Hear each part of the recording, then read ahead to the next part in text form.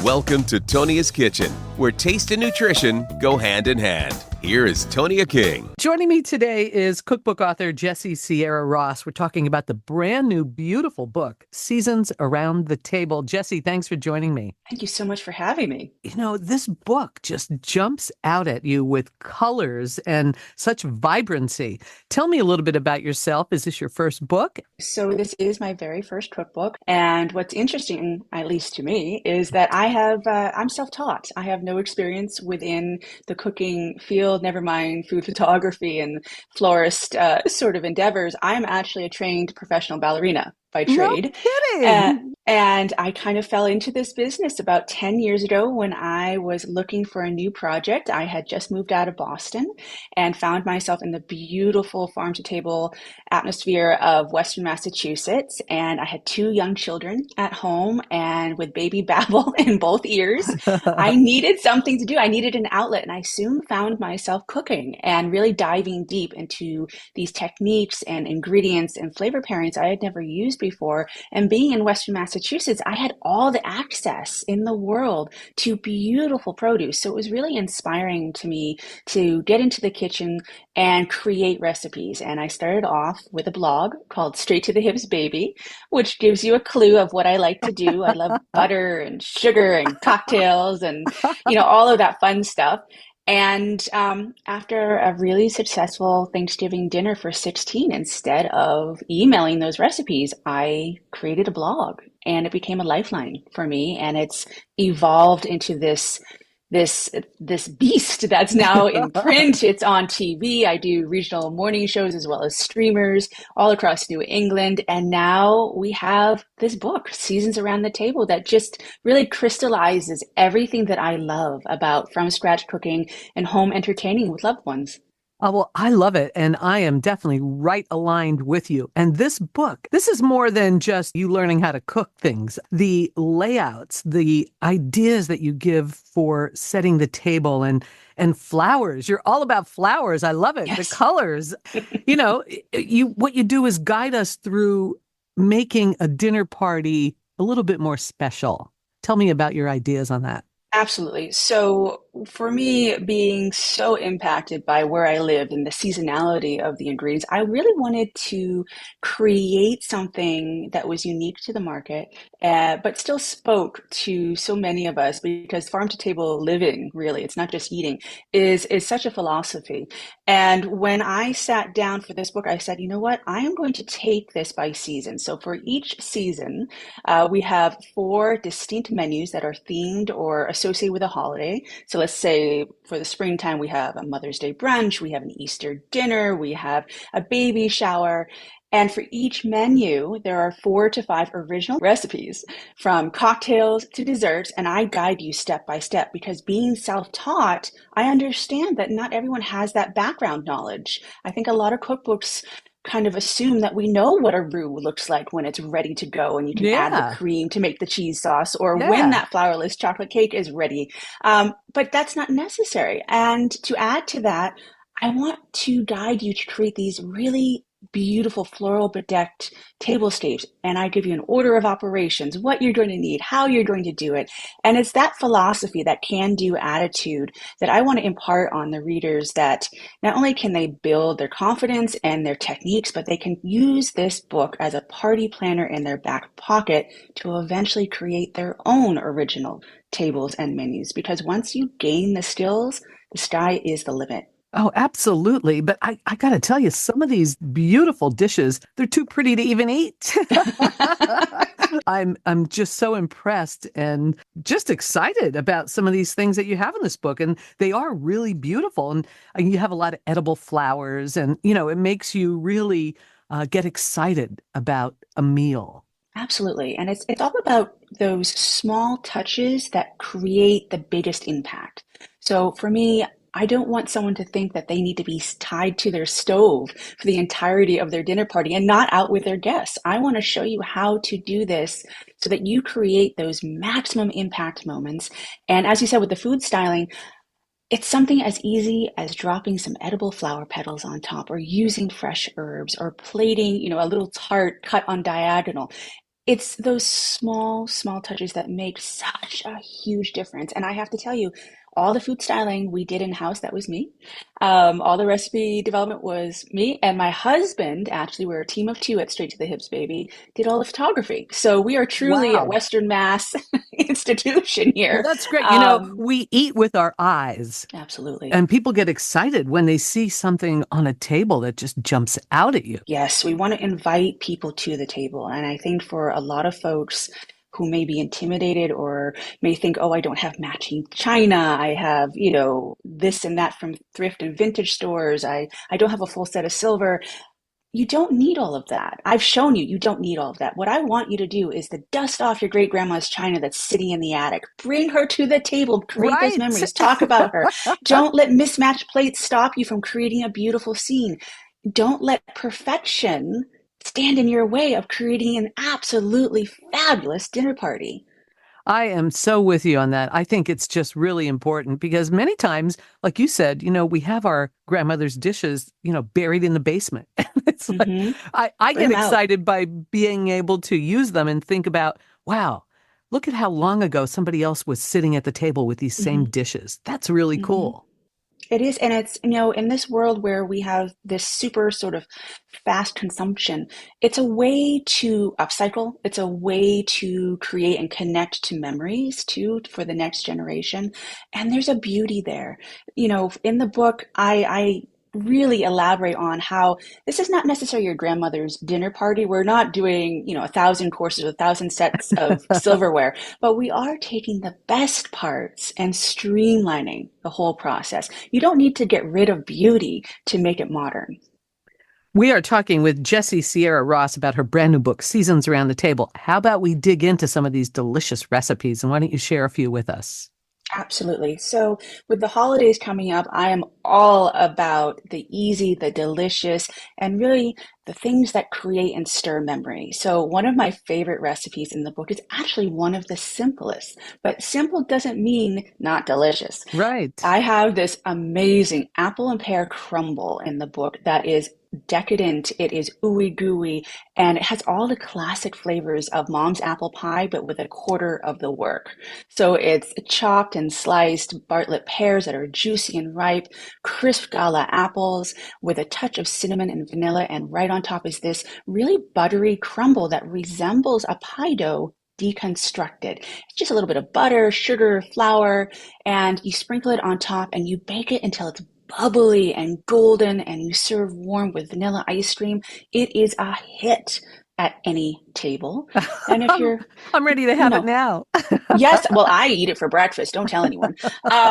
But another recipe, if you want to go more towards this sort of classic, we have a whole roasted chicken in there with fresh thyme so that I can show you how to make a stunning main dish in under an hour. There's a smoked Gouda mac and cheese with a crispy cornflake top, fresh salads. So I will share one of my favorite recipes in it. It speaks to my heritage. I am Slavic. I love the flavors of Hungary and Ukraine and Eastern Europe, and I have a beautiful, beautiful recipe for a traditional chicken paprikash that's done within an hour. So Wow. How do you make it's that? Oh, here we go. You use chicken thighs, which are actually more moist and they have a lot more flavor than chicken breast, which is a Mhm. white meat, tends to dry out. You're going to quickly pat that down with salt, pepper, and flour. You quickly sear it in a Dutch oven with a lot of butter, a touch of olive oil, and then you Mm. keep that rendering. So there's a lot of great flavors in that chicken fat. And to that, you add flour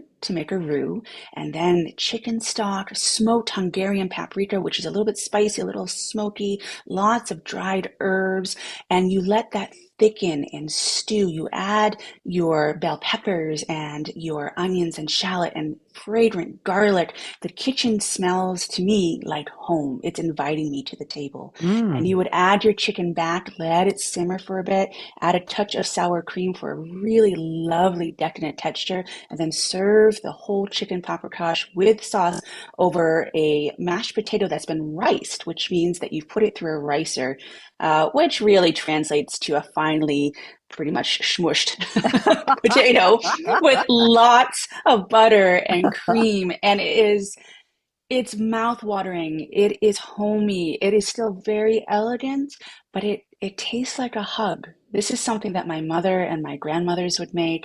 It speaks to my Ukrainian soul, and it's something that I make for my family all the time. And the thing is, our dishes, they don't have to be fussy to be fancy. And that's a real motto for me because when you're elevating your recipes, your plating, your table, it's not about adding extra stress to your life. It's about adding extra beauty. I love it. Love your whole concept. I think it's just great. I am right with you. And there's so many people that really are. And sometimes you need to hear that from, Mhm. an author such as yourself. It's pretty exciting. Let's do another one. I have one that you are going to love. So Christmas morning brunch. The family is around the Christmas tree. If you have littles in your life, they're ripping open the packaging and the dog is barking, everyone's going Right. crazy, and you want to serve something special.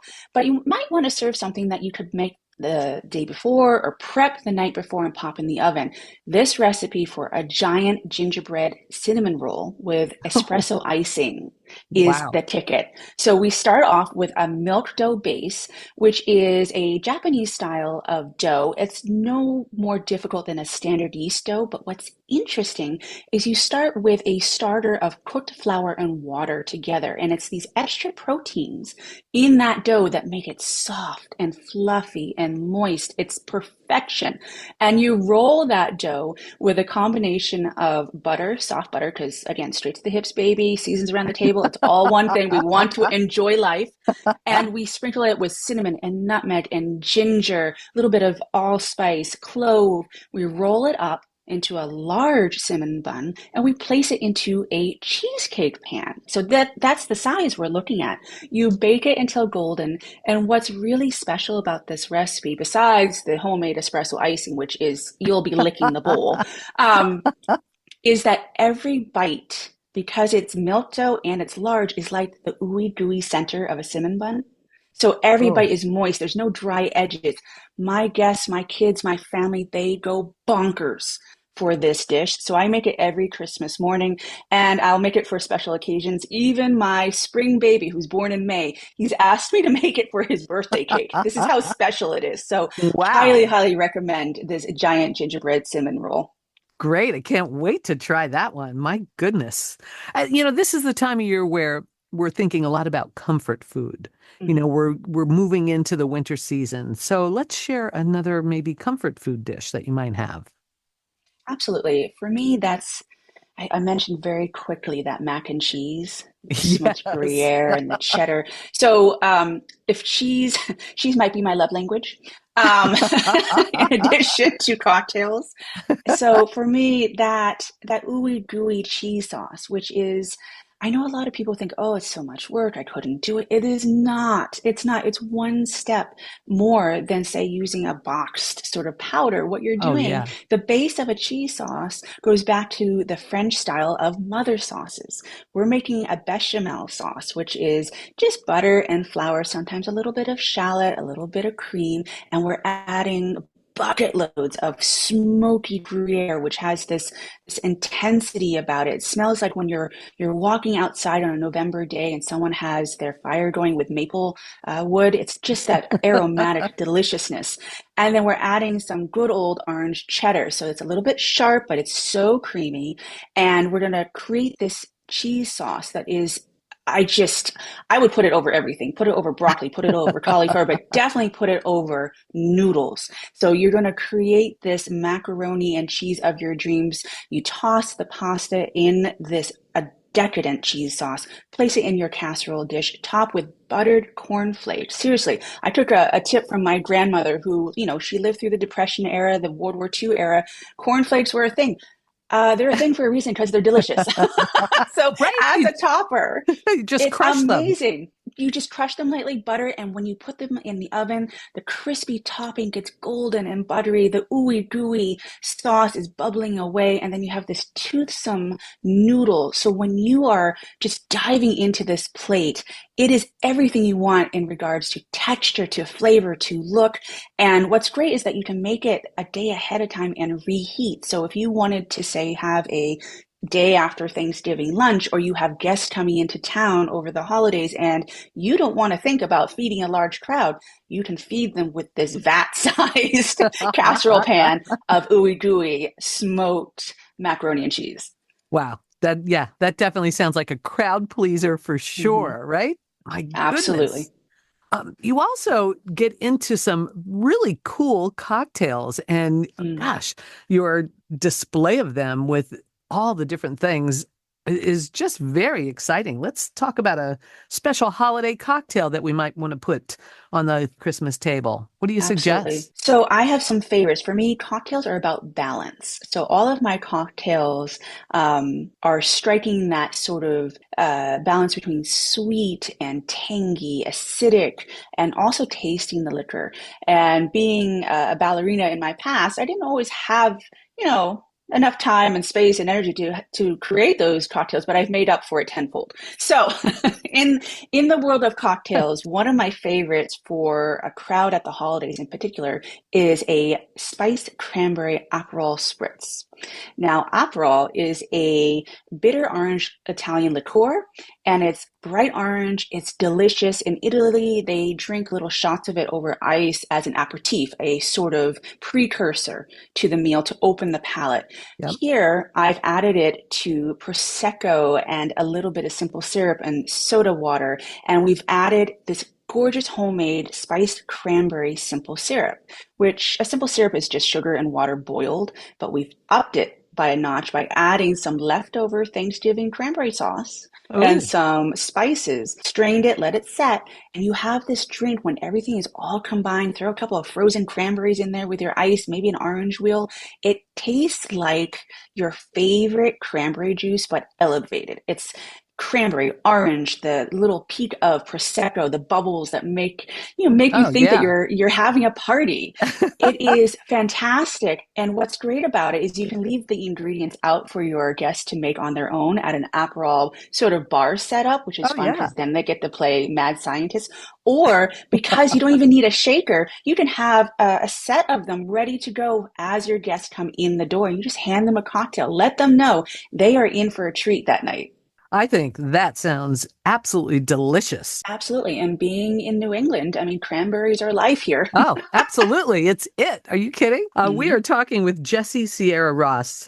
Jessie, this is a beautiful book, the brand new book, Seasons Around the Table. How do we find you on social media? So you can find me on Instagram at Straight to the Hips Baby, as well as on Facebook at Straight to the Hips Baby. You can find more information and recipes at straighttothe-hipsbaby.com. And I have a Substack newsletter, which I am so thrilled to present. And it's going to have exclusive recipes, scenes from behind the book tour, and my very honest opinions about cooking, home entertaining, and floral arranging. And that is called Jessie-Sierra, The Last Bite on Substack. Sounds exciting. Thank you so much for your time today. Oh, thank you so much. And thank you again for having me. Check out our Facebook page or listen to the complete interview on our podcast, Tonia's Kitchen, on your favorite podcast app.